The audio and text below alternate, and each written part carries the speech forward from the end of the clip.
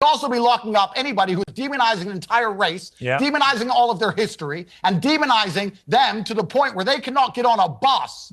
They can't get on public transport without worrying about being murdered. And I have a future on this planet where I'm not here. There's a future on this planet where my white daughters exist and I am gone. And they will be victims and targets unless white people start standing up for themselves, standing up for their beliefs, and standing up for their nations. Because you're the only race which is being erased. You're the only one. Nobody is invading and erasing any other race. Only you white people. And you seem to sit there and wonder, oh, maybe it's not too bad. Maybe it's because of this. Maybe it's because of that. It doesn't matter. The world is tribal. You're not going to exist much longer if you don't stick up for yourselves. And you are clearly targets of an orchestrated campaign. There is a campaign which is designed to demoralize and eradicate you. And there are a few idiots who listen to this campaign and act on it savagely in real time on your public transport systems that you pay for with your taxes. When you stop shouting. Let me ask you a question, Pierce. Well, why don't you just stop shouting for a moment and let me respond? The majority of taxes to import white people who don't work to replace them?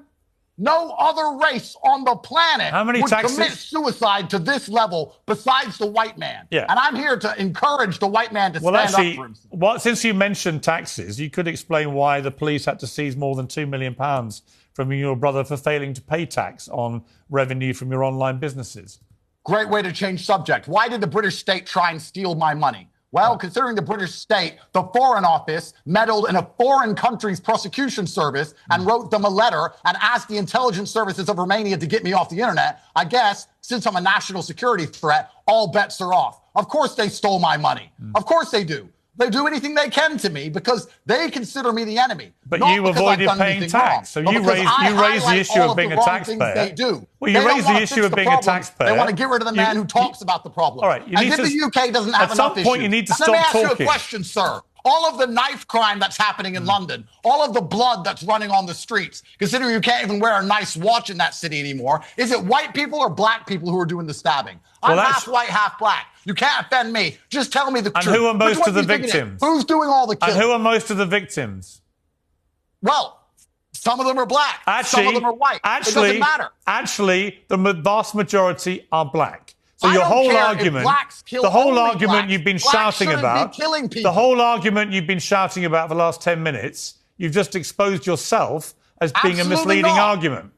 Absolutely not. I don't care if black people kill only blacks. I don't care if black people only kill Chinese. Black people shouldn't be killing. There is an issue within the black community which is leading them towards violence. We can discuss whether it's genetic. We can discuss whether it's cultural. We can discuss whether it's systemic. We can discuss that. But it is asinine and ignorant to pretend that there is not a culture within the black community which is leading to violence. There clearly is. There clearly is. And that needs to be addressed. I say this as a half black man myself. My father was black. Half of my family is black. But I'm not blind.